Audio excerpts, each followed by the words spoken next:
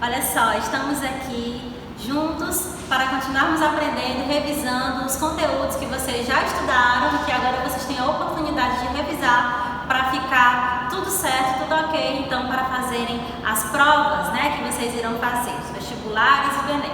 Então vamos lá para mais uma aula de literatura? Hoje nós vamos para a aula 3, certo? Que nós vamos estudar os elementos da narrativa. Então pega aí a apostila. Nós vamos começar pela página 73, tá? Onde nós temos aí a apresentação desse novo conteúdo, elementos da narrativa, ok? O objetivo da nossa aula de hoje é justamente revisar quais são esses elementos e também aplicá-los a algumas questões que vocês então vão responder aqui comigo, certo? Assim como a gente já combinou, né? Vamos focar na resolução das questões, beleza? Então pega aí teu material, se não tiver com ele perto, vai lá pegar, hein? Não dá para estudar sem o material. Pega lá para você acompanhar e entender tudo que eu vou falar aqui, tá bom? Então vamos lá. Muito bem. Olha só, eu organizei aqui os elementos formando uma sigla, tá? Essa sigla que nós, professores de linguagens, a gente gosta de utilizar, forma a palavra pente, quando a gente vai estudar justamente os elementos da narrativa. Então vamos lá? Quais são esses elementos? Exatamente esses que eu coloquei aqui para vocês, né? Que está escrito com preto: personagem, espaço, narrador, tempo e enredo. Então vamos agora revisar cada um deles? Muito bem. Gente, nós precisamos lembrar que toda narrativa é uma história, né? E essa história, ela tem diversos tamanhos. Então, por exemplo, um conto, como a gente até viu no bimestre passado, é um texto mais curto. Uma crônica também, quando a crônica é narrativa, né? Não é reflexiva. Então, é uma história mais curta.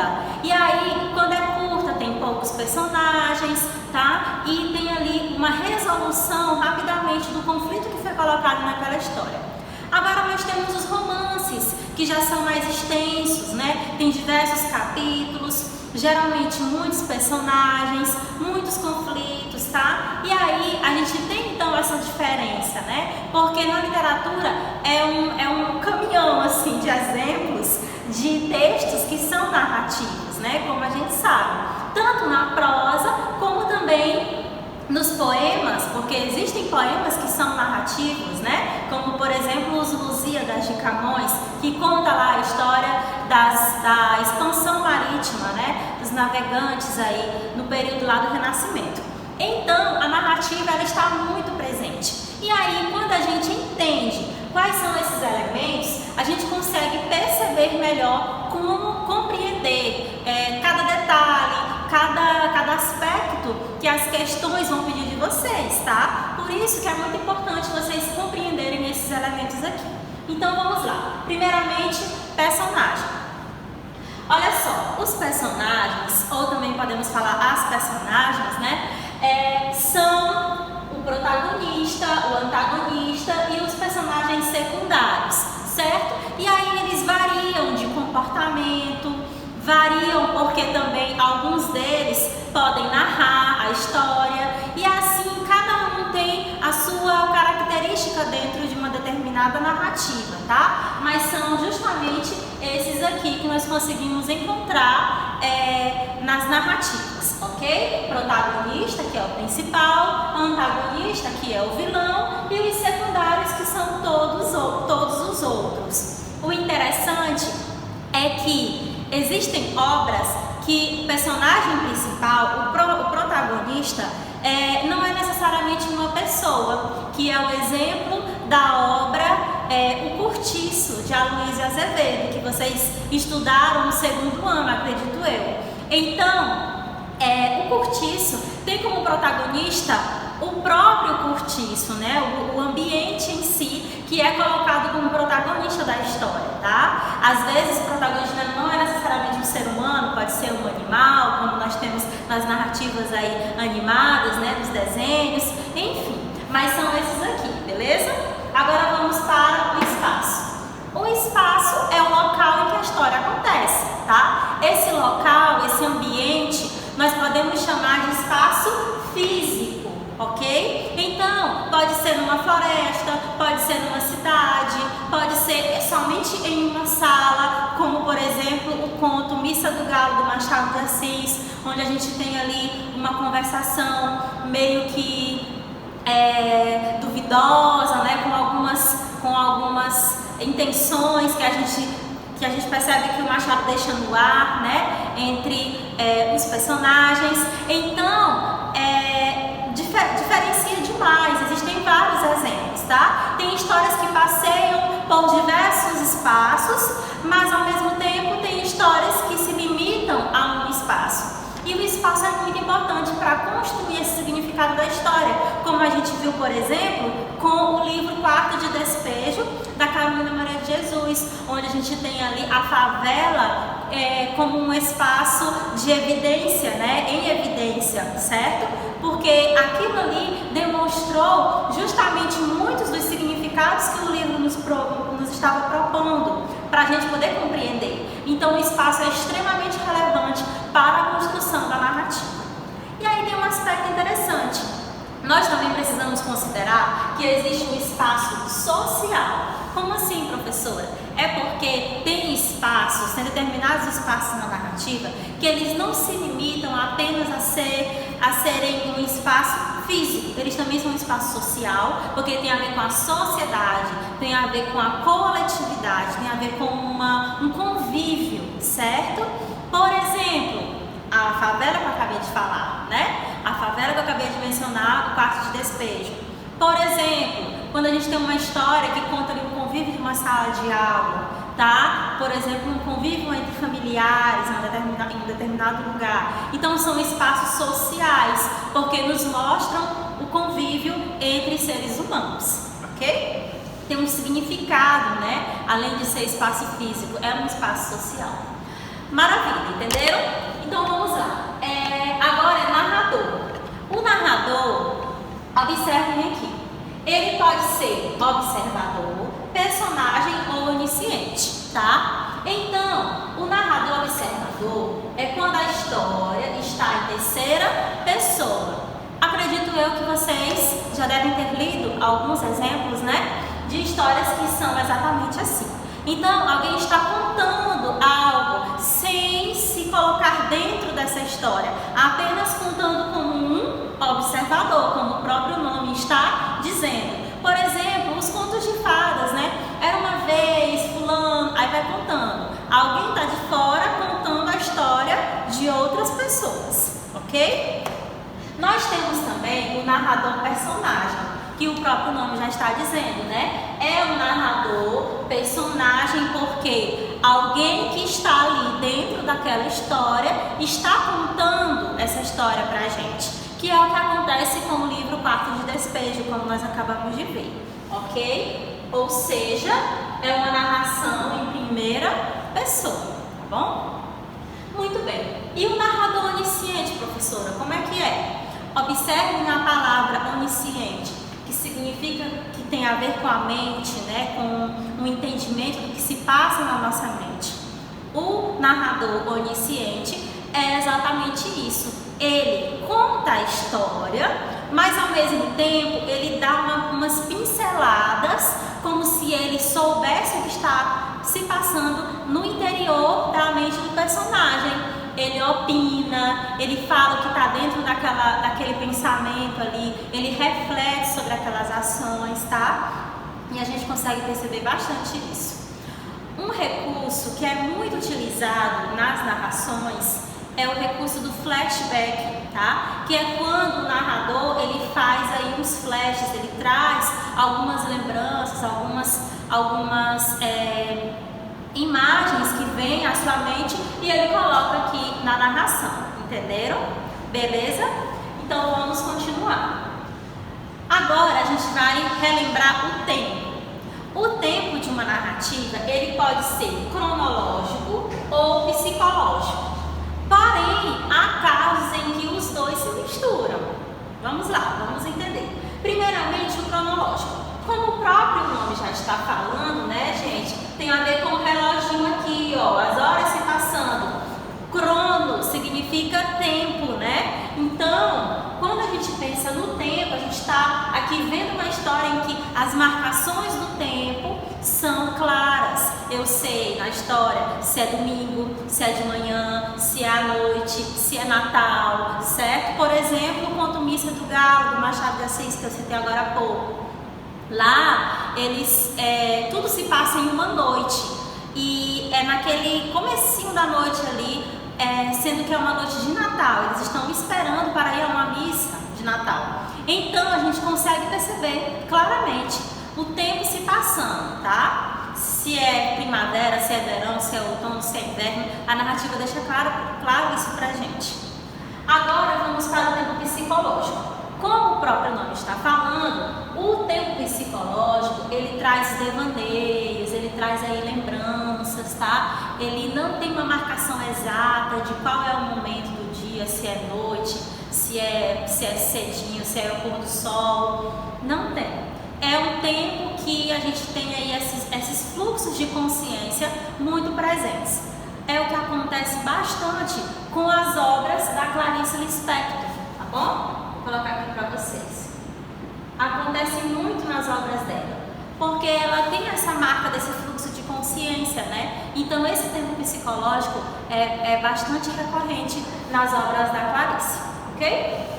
Agora vamos para o enredo, então, por último, né? O enredo é o conjunto de ações. Vocês lembram dos desfiles das escolas de samba? Onde a gente tem ali todo mundo desfilando, uma filinha, e ali tem uma sequência, né, de ações de cada uma daquelas pessoas que o todo forma um sentido, tem ali um significado, que é exatamente o enredo daquela escola. E esse enredo que eles falam é uma frase que vai então explicar e nortear todo o desfile que eles fazem, é isso?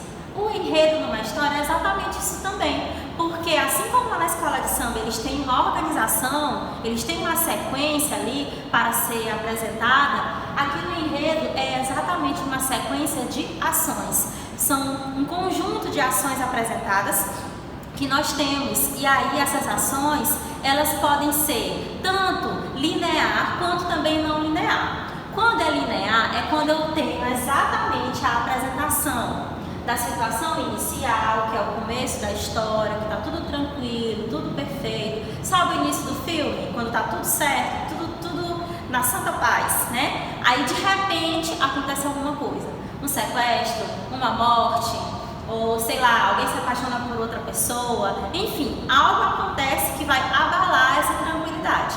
Isso que acontece a gente chama de conflito ou também de complicação, tá? E aí a sequência da história vai ser justamente para solucionar, para trazer uma solução para esse conflito.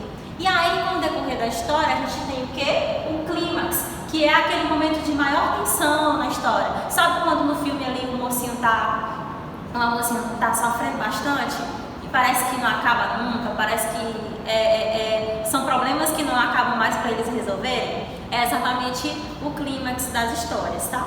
E por fim, nós temos o desfecho, que é o final, né? Como o próprio nome está falando, quando tudo fica bem, quando é solucionado o conflito, se instaura ali a tranquilidade.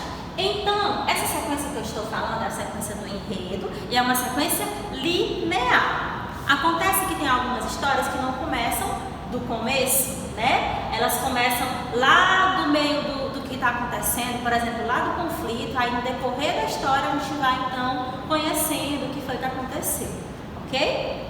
Muito bem. Então agora nós vamos aqui responder algumas questões, tá? Pega aí o material, página 74, e você vai fazer a leitura agora do texto que está na página 74. É um trechinho da obra Memórias Póstumas de Brás Cubas, do Machado de Assis. Então, você vai fazer essa leitura e aí você coloca uma pausa aí e lê, tá bom? Aí depois que você terminar, vem aqui comigo para eu solucionar as questões, ok? Muito bem, fizeram a leitura do texto? Vamos lá então. Primeira questão. Em uma narrativa, as personagens são os seres que atuam na história. Elas apresentam traços característicos, podendo sintetizar valores que o autor deseja expor. Personagens possuem dimensões físicas e psicológicas apreendidas por meio da descrição. A descrição de uma personagem pode ser feita de maneira sucinta e sugestiva.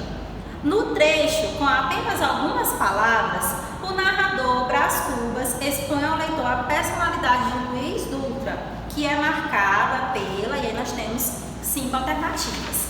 Então, nessa história, como é uma narrativa do Machado de Assis, a gente já lembra que Machado gosta muito de colocar um teor psicológico aí nesses personagens. Ele demonstra como que são esses personagens por meio das ações que ele narra, que é exatamente o que está dizendo aqui no enunciado.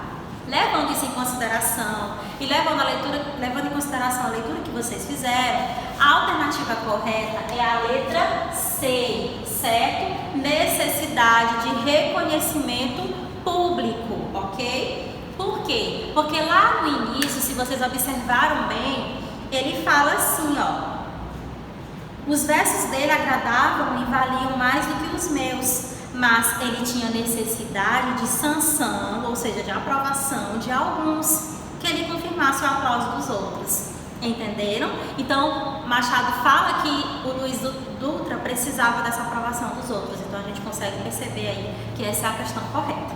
Maravilha? Agora vamos para a segunda. Caminhando então para o fim da nossa aula. Diz assim: na leitura literária é imprescindível distinguir narrador e autor. Muito bem, o narrador é aquele que conta a história, né? E pode estar associado ao autor ou não. Ao contar uma história, o narrador pode eventualmente revelar alguns traços de sua personalidade que não correspondem necessariamente aos do autor. Em Memórias Póstumas de Brás Cubas, esse texto que a gente acabou de ler, que vocês leram aí, o narrador protagonista se mostra ao leitor, ou seja, o narrador personagem, né? Por vezes de forma irônica, que é uma das marcas do Machado. No trecho transcrito, Brás Cubas revela o que, gente? Ele revela justamente uma dessas características desse narrador, que a gente consegue perceber por meio da leitura, que é o prazer em explorar as fraquezas alheias, como nós percebemos aí que está na letra A. Como é que a gente percebe? Gente, porque ele vem falando no texto, né? Ele diz assim: pobre Luiz Dutra, apenas suplicava alguma coisa, corria à minha casa. Então ele fala, esse narrador fala dessa fraqueza do Luiz Dutra de querer sempre a aprovação do outro, de querer sempre saber o que o outro está achando do trabalho, do que ele fazia, tá bom? Então assim a gente consegue perceber. Essas duas questões nos mostram que existe uma aplicação disso aqui dentro das questões que vocês vão responder, tá? E aí nos exercícios, nos demais, vocês vão ver outros exemplos, como o que eu falei para vocês do tempo, que pode haver uma mistura entre cronológico e psicológico. Fica uma dica aí para um trecho da Clarice Lispector que vocês vão ler lá nos exercícios, tá bom? Espero que vocês tenham entendido. Fica meu abraço e até o nosso próximo encontro. Respondam as atividades, hein? Para poder aprender o conteúdo completo. Tchau, tchau.